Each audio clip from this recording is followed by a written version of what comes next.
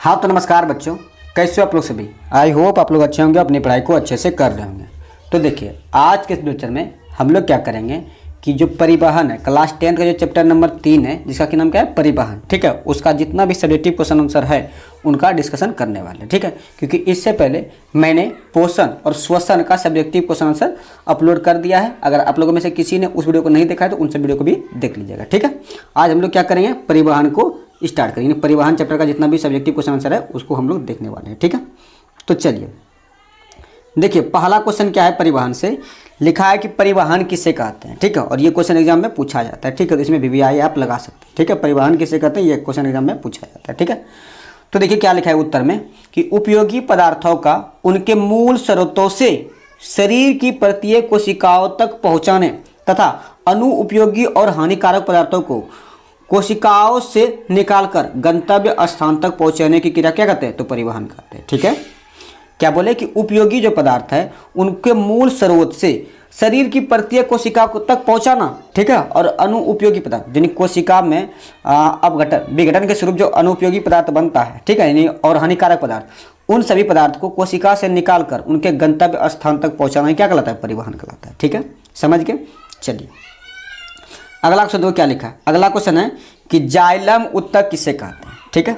तो लिखना है कि वैसा उत्तक जो जल एवं खनिज लवण का परिवहन जड़ से पत्तियों तक करता है उसे क्या कहता है, जाइलम उत्तक, ठीक है। ये क्वेश्चन देखो ऑब्जेक्टिव में पूछा जाता है कि जल और खनिज लवण का परिवहन कौन करता है, तो जाइलम। देखो ट्रिक क्या है कि जो से जल और जो से जाइलम, ठीक है। यानी जो और जो आपको याद रखना है, आपको याद हो जाएगा, ठीक है। ये क्वेश्चन एग्जाम में पूछा जाता है, मतलब ऑब्जेक्टिव के रूप में भी और सब्जेक्टिव के रूप में भी, ठीक है। अगला क्वेश्चन देखो क्या लिखा है कि फ्लोएम उत्तक किसे कहते हैं। तो देखो क्या लिखना है कि वैसा उत्तक जो पौधे में बने हुए खाद्य पदार्थों का परिवहन पौधे के विभिन्न अंगों तक करता है उसे क्या कहते हैं, फ्लोएम उत्तक, ठीक है। अब देखो ऑब्जेक्टिव के रूप में इस लाइन से क्वेश्चन क्या पूछेगा कि जाइलम उत्तक से परिवहन किस दिशा में होता है, तो ये नीचे से ऊपर की दिशा में होता है। जाइलम से नीचे की ऊपर, नीचे से ऊपर। और वही फ्लोएम के बारे में पूछेगा तो फ्लोएम उत्तक जो है ना मतलब सभी भागों में परिवहन करता है, ऊपर भी करता है, इधर भी करेगा यानी बाईं ओर भी करेगा, दाईं ओर भी करेगा, नीचे भी करेगा। यानी फ्लोएम उत्तक से खाद्य पदार्थों का परिवहन सभी दिशा में होता है, ठीक है। समझ गए। आशा करते हैं कि अब आप लोग लिख लीजिएगा, ठीक है। चलिए अगला क्वेश्चन क्या लिखा है। अगला क्वेश्चन है कि वाष्पो उत्सर्जन किसे कहते हैं, ठीक है। तो लिखना है कि पौधे के वायवीय भागों से जल का रंध्र द्वारा वाष्प के रूप में निष्कासन क्रिया क्या कहते हैं, तो वाष्पोत्सर्जन कहते हैं, ठीक है। चलिए अगला क्वेश्चन क्या लिखा है कि हस्तांतरण किसे कहते हैं। तो लिखना है कि पौधे में जल खनिज लवण और खाद्य पदार्थों के बहुत ऊंचाई तक संचालन को ही क्या कहते हैं, तो हस्तांतरण कहते हैं, ठीक है। चलिए वाष्प देखो इसमें जो है ना वाष्पोत्सर्जन पूछा जाता है, तो वाष्पोत्सर्जन को ध्यान से याद कर लेना है। क्या लिखा है कि पौधे के वायवीय भागों से जल का रंध्र द्वारा वाष्प के रूप में निष्कासन की क्रिया क्या करते हैं, तो वाष्पोत्सर्जन करते हैं, ठीक है। चलिए अब अगला क्वेश्चन क्या लिखा है। अगला क्वेश्चन है कि जाइलम और फ्लोएम उत्तक में क्या अंतर है, ठीक है। जाइलम और फ्लोएम उत्तक में क्या अंतर है उसके बारे में बताना है, ठीक है। तो लिखना है कि जाइलम और फ्लोएम उत्तक में निम्नलिखित अंतर है, ठीक है। पहला लिख देना आपको जाइलम, ठीक है, जिस तरह हम यहाँ बना के लिखें उसी तरह लिखना है, ठीक है। लिखना है नंबर 1 पॉइंट देखें कि इसकी कोशिका मृत होती है, ठीक है। उसके बाद लिखना है कि इसमें जल और खनिज लवण का परिवहन होता है, ठीक है। Number 2 point. नंबर 3 में लिखना है कि इसमें जल और घुलित खनिज लवण का परिवहन ऊपर की ओर होता है। अभी जैसे बताए थे कि जाइलम उत्तक जो परिवहन होता है वो ऊपर की दिशा में होता है, ठीक है। चलिए अब आप लोग को लिखना है फ्लोएम उत्तक। कौन उत्तक, फ्लोएम उत्तक। तो लिखना है कि इसकी कोशिका क्या होती है, जीवित होती है। नंबर 2 में लिखना है कि इसमें खाद्य पदार्थ का परिवहन होता है। नंबर 3 में लिखना है कि इसमें खाद्य पदार्थ का परिवहन ऊपर एवं नीचे दोनों दिशा में होता है, या फिर यूँ कह सकते हैं कि सभी दिशा में होता है, ठीक है। अब देखो इससे ऑब्जेक्टिव कैसे पूछाएगा कि किसकी कोशिका मृत होती है। तो देखो जाइलम उत्तक की जो कोशिका होती है मृत होती है, या फिर ऐसे भी पूछा सकता है कि किसकी कोशिका जीवित होती है। जीवित पूछेगा तो फ्लोएम उत्तक बताना है, ठीक है। समझ गए। चलिए अगला क्वेश्चन क्या लिखा है। अगला क्वेश्चन है कि वाष्पो उत्सर्जन तथा हस्तांतरण में अंतर स्पष्ट करें। तो देखो वाष्पोत्सर्जन लिखना है, उसके बाद फिर वाष्पोत्सर्जन का जो परिभाषा है वो लिख देना आपको, ठीक है। तो लिखना है कि पौधे के वायवीय भागों से जल का रंध्रों द्वारा वाष्प के रूप में निष्कासन की क्रिया को वाष्पोत्सर्जन करते हैं। और हस्तांतरण में हस्तांतरण का परिभाषा लिखना है कि पौधे में जल खनिज लवण और खाद्य पदार्थों के बहुत ऊंचाई तक संचालन को ही क्या करते हैं, हस्तांतरण करते हैं, ठीक है। समझ गए। चलिए अगला क्वेश्चन ये मोस्ट वीवीआई क्वेश्चन है कि धमनी और शिरा में अंतर स्पष्ट करें, ठीक है। ये वीवीआई है, ठीक है। ये क्वेश्चन पूछा जाता है एग्जाम में। अगर इस चैप्टर से कोई पूछा जाएगा तो यही क्वेश्चन है कि जो कि पूछा जाएगा, ठीक है। चलिए देखिए क्या लिखना है। लिखना है कि धमनी और शिरा में निम्नलिखित अंतर है। पहला लिखना है धमनी। नंबर 1 में लिखना है कि इससे शुद्ध ऑक्सीजनित रक्त का परिवहन हृदय से पूरे शरीर में होता है। यानी धमनी से क्या होता है कि शुद्ध रक्त का परिवहन हृदय से पूरे शरीर में होता है, ठीक है। और इसकी दीवार क्या होती है, मोटी एवं लचीली होती है। धमनी की जो दीवार होती है ना वो मोटी और लचीली होती है, और इसमें कपाट नहीं होता है, क्योंकि इसमें जो ब्लड जो बहता है ना, ब्लड का स्पीड होता है 120। कितना होता है, 120 स्पीड से ब्लड जाता है धमनी में, ठीक है। अब वही शिरा का बात करें, शिरा में 80 के स्पीड से जाता है, ठीक है।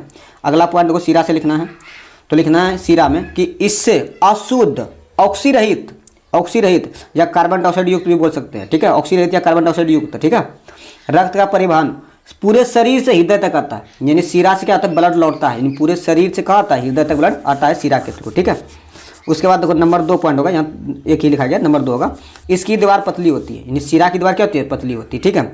इसमें कपाट होता है, शिरा में कपाट होता है, और इसमें देखो 80 के स्पीड से ब्लड जाता है, इसका प्रेशर कम होता है। शिरा में जो ना ब्लड का प्रेशर कम होता है, इसीलिए इसमें कपाट रहता है, ठीक है, क्योंकि ब्लड के लौटने का डर रहता है, ठीक है, तो इसीलिए इसमें कपाट लगा हुआ रहता है, ठीक है। चलिए ये क्वेश्चन इंपॉर्टेंट है, ठीक है। आप लोग स्क्रीनशॉट लेना चाहे तो ले लीजिए, ठीक है, एक बार यहाँ से, ठीक है। देखिए स्क्रीनशॉट ले रहे हैं तो अच्छी बात है, अगर नहीं भी ले पा रहे हैं तो कोई दिक्कत की बात नहीं, क्योंकि इसका आपको PDF मिल जाएगा, ठीक है। PDF आपको टेलीग्राम चैनल पे मिलेगा, टेलीग्राम चैनल ज्वाइन कर लीजिएगा, ठीक है। देखिए अगला क्वेश्चन क्या है कि रक्त और लसिका में अंतर लिखें। तो लिखना है कि रक्त और लसिका में निम्नलिखित अंतर है। ये भी क्वेश्चन इंपॉर्टेंट है, अंतर वाला क्वेश्चन इंपॉर्टेंट रहता है, ठीक है, क्योंकि पूछ देता है, ठीक है।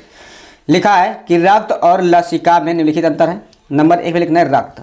लिखना है कि रक्त का रंग क्या होता है, लाल होता है, ठीक है। रक्त में लाल कोशिकाएं पाई जाती है। नंबर 2। नंबर 3 में लिखना है रक्त वाहिनियों में प्रवाहित होती है। यानी रक्त में जो है ना वाहिनियों में, यानी ब्लड वेसल में ही रक्त प्रवाहित होती है, ठीक है। नंबर 4 में लिखना है कि रक्त में प्रोटीन की मात्रा अधिक होती है। रक्त में प्रोटीन की मात्रा अधिक होती है। अब इधर देखो लसिका में, लसिका में लिखना है कि लसिका हल्के पीले रंग का होता है, ठीक है। लसिका में लाल रक्त कोशिका नहीं पाई जाती है। लसिका कोशिकाओं के बीच स्थित स्थान में प्रवाहित होती है। लसिका में रक्त की अपेक्षा प्रोटीन की मात्रा कम होती है। देखो रक्त में प्रोटीन की मात्रा अधिक थी, लेकिन इसमें प्रोटीन की मात्रा क्या है, तो कम है, ठीक है। चलिए लिख लीजिएगा। तो देखिए अब अगला क्वेश्चन क्या है। अगला क्वेश्चन है कि हमारे शरीर में रक्त का क्या कार्य है। अब बताइए, ये क्वेश्चन है कि हमारे शरीर में रक्त का क्या कार्य है। बताइए, बिना रक्त का जीवन क्या कल्पना कर सकते हैं, नहीं ना। तो रक्त का बहुत कार्य है, तो लिखो क्या क्या कार्य हैं। 1-2 कार्य हम लिखे हैं।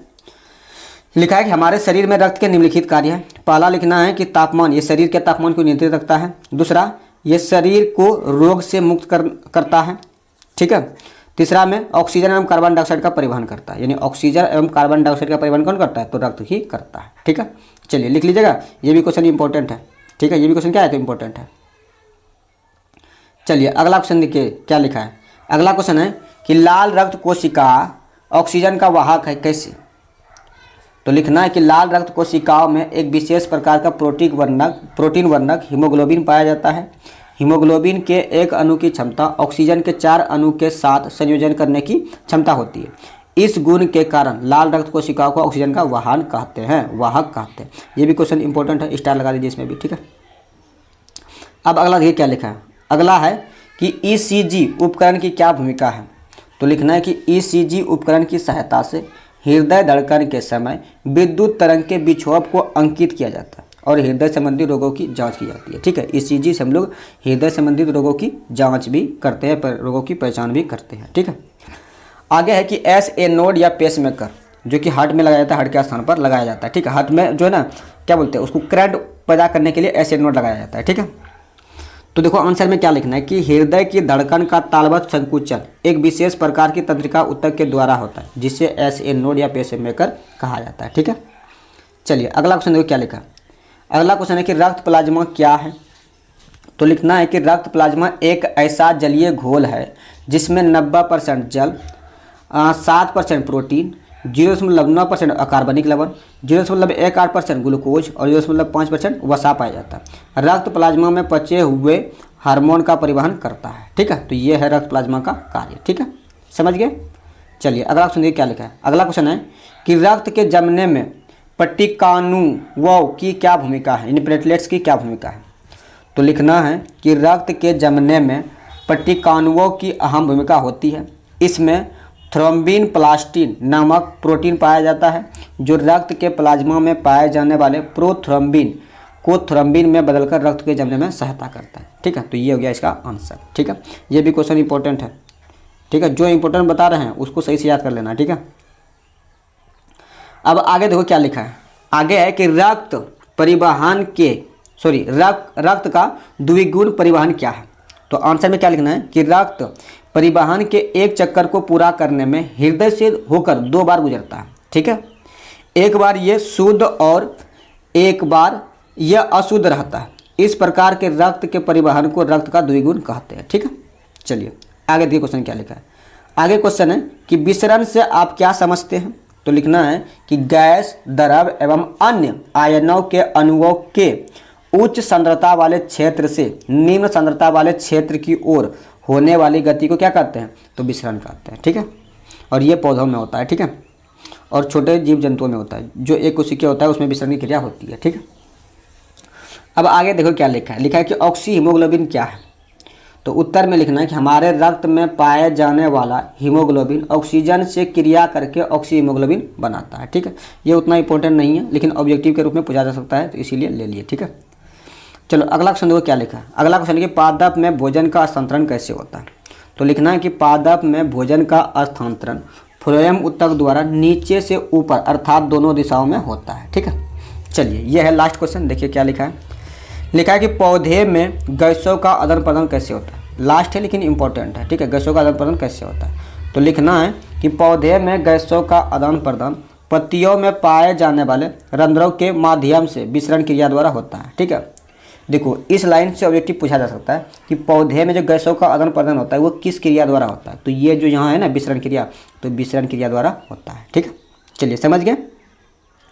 आशा करते हैं कि आप लोग लिख लीजिएगा। ठीक है, बाकी बात जिसको पीडीएफ चाहिए होगा वो पीडीएफ के लिए टेलीग्राम पर सर्च कीजिएगा गुरुकुल बोर्ड। ठीक है, गुरुकुल बोर्ड, वहाँ पे आप जाके ज्वाइन हो जाइएगा। ठीक है, तो वहाँ पे आपको सारे पीडीएफ मिल जाएगा। ठीक है, तो वहाँ पे ज्वाइन हो जाइएगा। ठीक है, तो चलिए आज के लिए इतना रखते हैं, मिलते हैं जस्ट इसके नेक्स्ट वाले चैप्टर के साथ। तब तक आप अपनी पढ़ाई करते रहिए।